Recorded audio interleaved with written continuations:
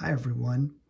If you use Google Chrome on your iPhone, there are two hidden settings that are injecting ads into your phone. These need to be disabled now. The first thing you're going to do is go to your Google Chrome app and open it up.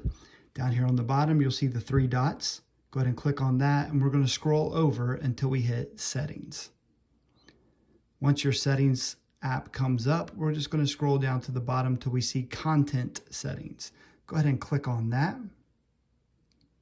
The first thing you're going to want to do is to block pop-ups. And you do that right here at the top by clicking where it says off. We're going to toggle that to on. And then we're going to go back.